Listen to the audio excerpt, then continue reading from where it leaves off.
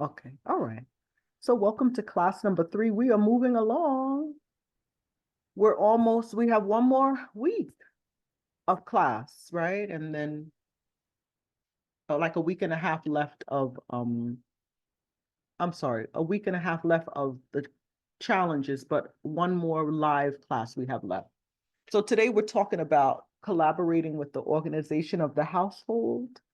Um, Most of the people in the class, or maybe it's half and half, live by themselves, right? But you have right, but you have parents, right, that you're involved in, and you go to their homes and you, you see a lot of stuff, right? And then some in the class do live with others. So that's what we're going to talk about. How do we get others to collaborate with us when we're in the zone? Hopefully, this class has put us in a momentum to keep our lives organized. It starts with our brains. We organize our brains, and then our environment is reflected through that. But to get other people to cooperate can be frustrating and generate tension, right? And because of our age, our parents are older. They may tend to accumulate things. Clutter may not bother them as much, or they don't have the energy to deal with the clutter. But then when you go to touch the stuff, they have a panic attack. Don't move this, don't touch that. Some are married. A husband may say, do your stuff, not mine, right? Some have children. There's a whole dynamic, right? So we want to talk about how to help with that, how to address that problem. One thing is clear and open communication. Talk about the problem. We can be passive aggressive but no, we want to have open and honest conversation with family members. Explain how you feel about why it's important to you that everyone participate in organizing the home. That's the other thing. It depends on people's backgrounds. The husband, his mom may have always done the organizing, or someone might have a dad who's used to his wife having done, or someone having taken care of it, and now he's by himself. So he just expects his daughter to do it automatically. Everybody has different thoughts, but you could tell, this is how I feel, this is how I'm affected when you don't cooperate.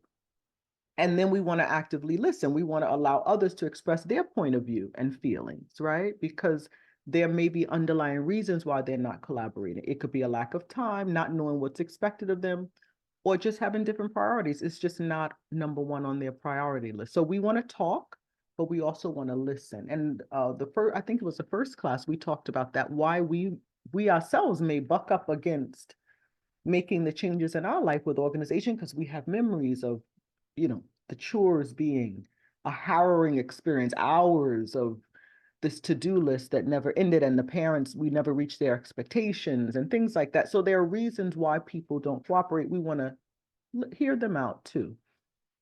Number 2 is establish roles and responsibilities, dividing the household chores fairly and clearly, right? Establish who's responsible for what, and make sure everyone understands their role so that they can just do their thing and do what they're supposed to do. And we want to be adaptable. Make sure the tasks are appropriate for the age and abilities of each family member. For instance, an aged parent may not be able to keep up with certain tasks. So we may have to hire someone from the outside to take care of it. We may be able to do some. We may be able to enlist other family members, other siblings, perhaps, to help out. But the parent probably can do something. So if they're able, we want to be able to be reasonable with our expectations and adapt ourselves to their abilities.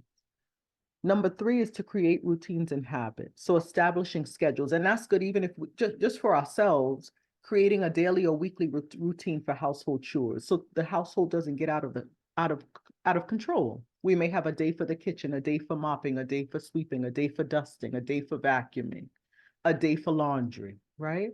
And that helps us to be able to do it almost without thinking, because it's the habit, it's the routine. And we can incorporate habits like after I wash the dishes, after I eat, I'm going to wash the dishes right away. So again, it becomes brainless. It's just a habit, and we just do it, boom, automatically. And it reduces, obviously, clutter because we're getting things done as needed. Number 4, encourage and motivate. So we might want to implement a reward system to motivate family members, especially children, but everyone likes a little motivation and some recognition and rewards. So even parents, or I'll take you out to eat if you da da da da da, right? Or I'll get you that, whatever the situation. Consider implementing a reward system, and they don't have to be material. It could be praise, it could be extra time for leisure activities or a special outing.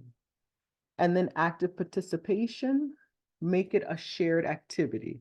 Organize cleanup days where everyone participates, make it enjoyable. We've talked about that, making it fun. Even if we're just doing it ourselves, put music on, listen to a podcast, put on something, maybe something spiritual that you like to listen to, and have it on while you're doing what you're doing. It doesn't have to be something that's dreaded. We can make it enjoyable. Number 5, this is really important, lead by example. So parents are, they make this mistake often. They say, clean that up. Your room like a, it's terrible.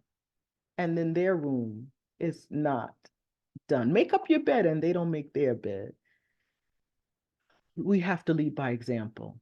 That's a powerful way to influence the behavior of others. It's really important. And everyone smells injustice, and especially children. So it wouldn't be fair to ask children to do something that we're not doing, or a spouse to do something with it, or a parent to do something and we're not doing it. We want to set the example. Number 6, flexibility and understanding. So we want to be realistic. We cannot accept, that white glove inspection, right? There's dust still here. We don't want to expect perfection. Perfection does not exist.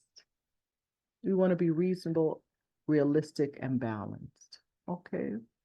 And number 7 is education and awareness. We want to raise awareness about why organization, cleanliness is important. Because again, it's not on everybody's priority list, but we've learned that when we open a closet and everything is organized, or a drawer, it causes calm in our heads, in our brains, in our cranial universe. It really helps. So raising awareness and helping the family to see the benefits, which is why I've put in the chat benefits of certain things that we're doing, because it makes a huge difference. That motivates us, like, oh, that's why you want me to clean my room? Okay. Making my bed is going to affect my brain in that way? All right, I'll do it, right? And then allow everyone in on the decisions related to the organization of the home. Then again, if people choose what they do best, perhaps what they enjoy the most, there'll be a more sense of responsibility and commitment to that. And number 8, seek external support. Some of our team has done that. We could get professional help on a website, right? Bring the professional in. Can you paint this? Can you organize that? Can you fix that? If we don't have the time for it, that's an alternative to get it done. And have a support network. Talk to friends or family who face similar situations to get advice and support, because again, when you're dealing with elderly parents, right?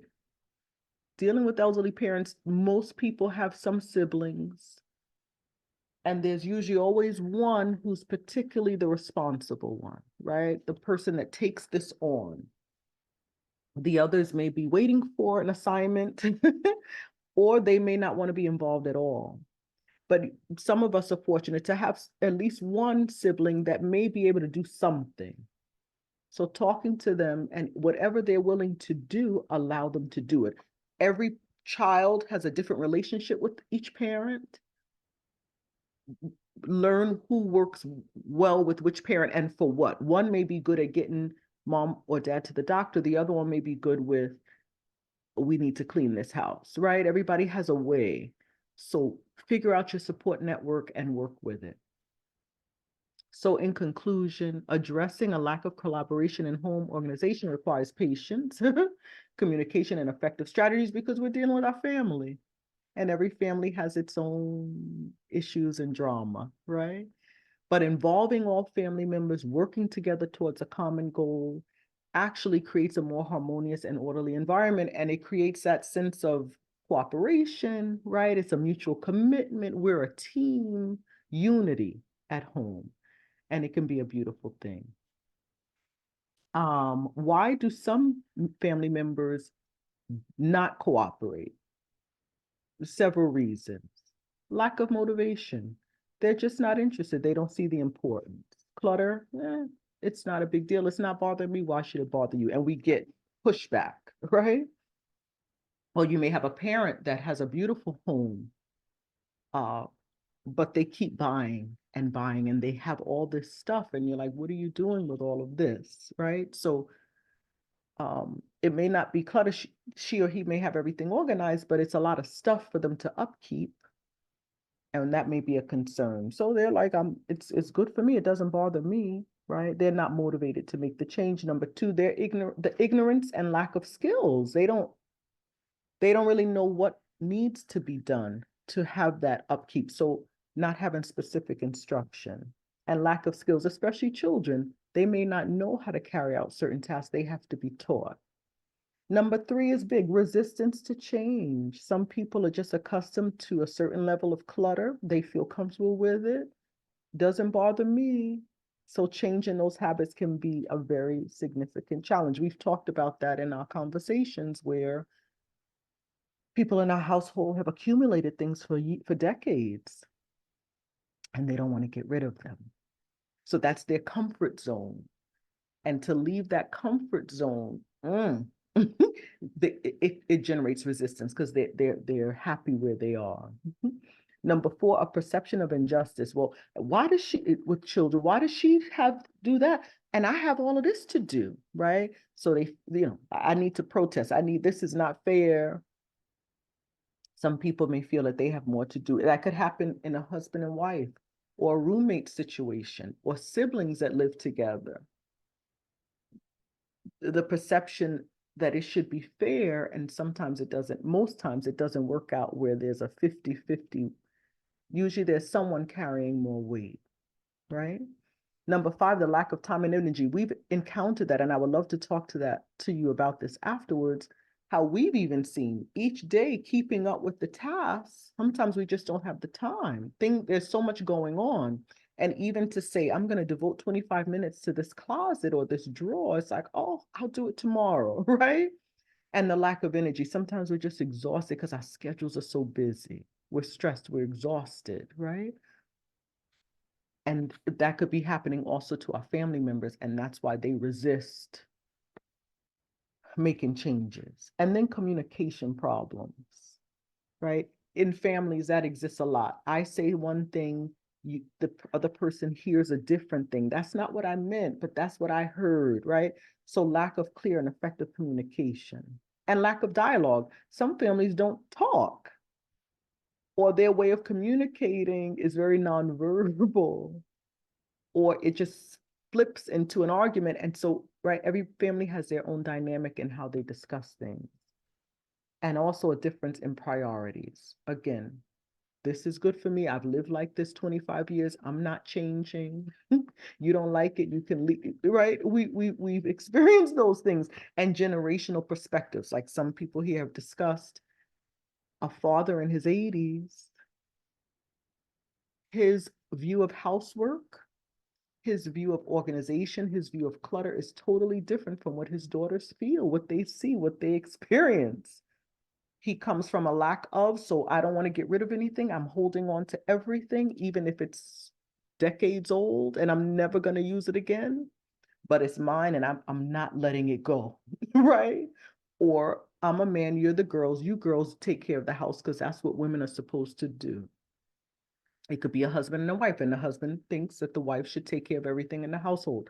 Or parents and children that think, right, that the kids should do everything. So we have to realize there's a difference in priorities sometimes. And then emotional and psychological issues, right? Emotional problems like depression and anxiety. Someone who's depressed will not be motivated to do things, especially on a constant basis. They may have their good days and their bad days. We have to take that into consideration. Family conflicts, tensions, conflicts between family members. So again, we have to take those things into consideration when we're taking on the task of not just doing our part in organizing the home, but when we want to encourage the rest of the family to do it, we may get pushback, but now we know why, right? And we have to focus on our needs and do what we can because we can't control the other person. But that pushback, that tension can be exhausting in itself. And those who are caregivers of elderly parents, it's a lot. Okay, so but here are some positive results when we do it. Stress reduction. One, a tidy environment, but reducing visual and physical clutter automatically, boom, lower stress levels, right? Having a clean and orderly environment, it creates a calmer and more relaxing environment. So there are less conflicts because equal distribution of the tasks reduce the conflicts and tension. The home is kept in good order and we're happy. Number two, improved mood. The feeling of accomplishment. Everyone working together, high-fiving, Ma, good job, Daddy, wow, I can't believe you did that. Working together, hubby, wow, let's do the dishes together. I'll wash, you dry. And it's a more positive environment in the house. It strengthens, number three, strengthens family relationships. It creates that teamwork, collaborating together, strengthens family ties. It betters communication. Number four, increased productivity, because when everyone is doing and the house is organized, there are less distractions. Each family member can focus on their other activities, work or study. It's better time management. We've talked about that in the chat.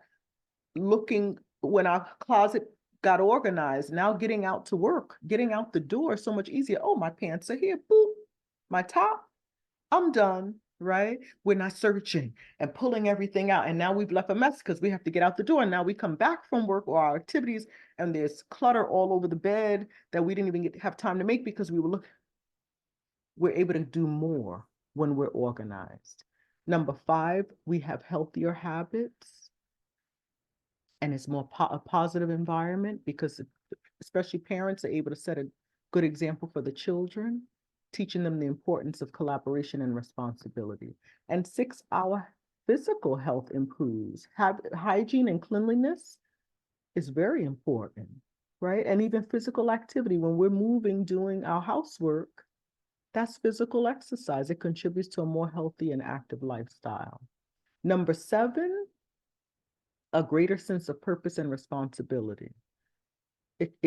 Collaborating together increases the sense of belonging in the family. That's very important, especially for children being raised in the family. But everyone needs to feel like this is my tribe. Instead of everybody being at each other, we're joined together. It's beautiful. And everybody feels empowered to feel useful. Children that never get assigned any chores, maybe there's a feeling of, well, maybe they don't trust me with that. Maybe I can't do it. Some children are told, no, no, no, go away. You can't do that. I do it better. And the child never learns. It cripples them in the future. So when we teach the children, it empowers them to see, oh, I did that. And we help them and we build their self-esteem and they can go on and be responsible adults and carry that into their adult lives as well. And the last one is anxiety reduction. And don't we all need that? Having an orderly, I love this word, and predictable space provides a sense of control over our environment. Anxiety creates where we feel we're out of control, but we feel more control in our environment. We know where the iron is. We know where our scissors are. We know where our socks are. We know what corner of the closet our dresses are in. And all of that helps to reduce anxiety when there's order in the house. And it's a safe environment and it can be comforting, especially for children or any person with anxiety. So in conclusion, collaboration in home organization is not easy. It takes work, but it improves the efficiency and daily functioning of the home. It has a significant positive impact on the mental and emotional well-being of the family. It reduces stress, improves our mood, strengthens relationships, increases productivity, promotes healthy habits, An organized home can become a haven of well-being and harmony for all of its members. Beautiful. I do want to talk about the dramatic triangle. If you're taking notes, if you can draw a triangle, because what happens is we may still get pushback and we can fall into one of these three categories. At the top, put savior. At the bottom left, put victim. And at the bottom right, put persecutor. This is called the dramatic triangle. Can you repeat that? It's very interesting. What was that? Can you repeat it from the Yes. top? The top is savior. So it's the top, up top at the tip is savior. Left, it does it on at the bottom is one side victim. And on the other side is persecutor. So usually when we're trying to get people to do what we want them to do, for instance, we want our parent, because all of us here have parents up in age, right? So we want our parent to do something. In this case, declutter. Ma, you need to get rid of this stuff. Dad, this is much, da da da. Okay. We can be, that's us taking the role of savior, because he needs to make these changes. If not, he's going to get sick. This is horrible. He can trip and fall. There's too much stuff in here.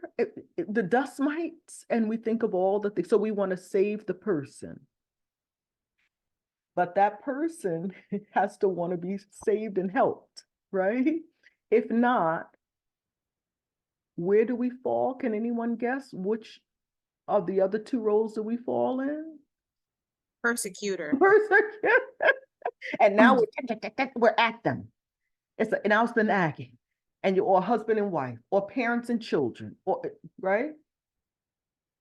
And how does that feel being a persecutor? Does anyone want to comment? Shanae? It's draining. Very.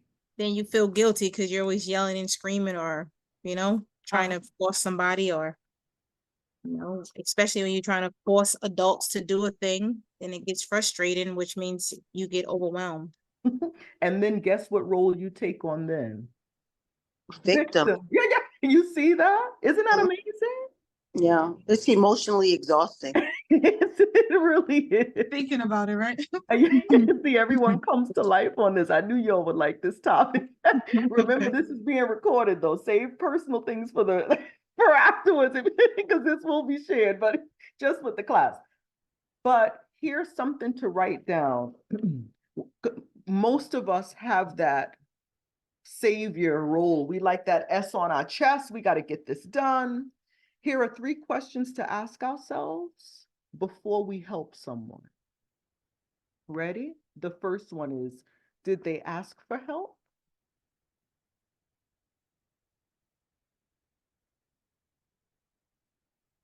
The second and the most important is, can I help? Am I able to help?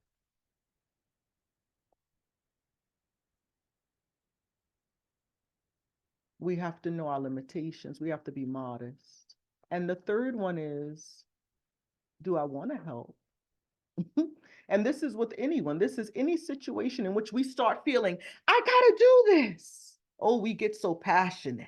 Oh, we're just all worked up, right? In any situation, we need to ask those 3 questions. Sometimes we're doing all of this to help someone, and I put that in quotes, but the person, and they'll tell you, I never asked you to do it. And there we go as a victim, and I'm so exhausted. And I didn't get to do my stuff because I'm working on your stuff. And then that's when they throw that out. I never asked you to do it. And they're right. We need to pull ourselves back. Or they ask us and we really we're already on E. There's when it is the importance to say, I wish I could, but I can't. Right? But we push beyond because I want to please them. They ask me, and we really can't. There again, we fall into victim. Yeah, because now we're exhausted and we're looking to them to give us something, whether it's you're the best daughter in the whole wide world. What would I do without you? Or, oh my goodness, you're always there for me. You're so wonderful. Not gonna happen. So then when that doesn't happen, what does that lead to? How do we feel? Anybody want to say how we feel? Anne-Marie? Frustrated. Oh. Joanne said angry. Shanae, you had another one? Used. Wow. Mm-hmm. And Danielita wants to say something. Yeah, all of the above. Right? Mhm. But whose fault is it when we get to that point? Now that we know the dramatic triangle and how it works, whose fault is it, Anne-Marie? I was raising my hand to say it's my fault. Okay. No, I see. Isn't that interesting? Because we have to remember that we're in control. It's our lives, it's our time. We have to set ourselves as priority. And we have to ask ourselves those 3 questions because we're all saviors. But then we go right to victim. Well, we go right to persecutor, and then we go to victim. None of them are healthy. Nope. None of them are healthy, but ooh, we go between the 3, in and out, up and down, right? All day, every day. We dance up here, we shuffle over here, we do the electric slide over there, and we start again. Those 3 questions can help us a lot. And the answer to all 3 questions needs to be, if I can help this person, did they ask for help? Am I able to help? Do I want to help? All 3 answers have to be yes. If one is no, then it's a no. And those 3 questions, it saves us. We like to be the saviors, but the 3, and it pulls us back. It's like, oh yeah, let me calm myself down. Instead of being over there saving, let me do my thing. Because a lot of times that's why we don't get our own stuff done. We don't get our rest. We don't get our work done, our fun things. We don't because we're all over there. And the person doesn't even want us there. Not in that capacity, right? So the dramatic triangle saves us from a lot of grief, hurt, anger, resentment, which takes the joy out of life. Okay. So for those that will see this in the future, enjoy. This is the end of class number 3. I'm going to stop the recording.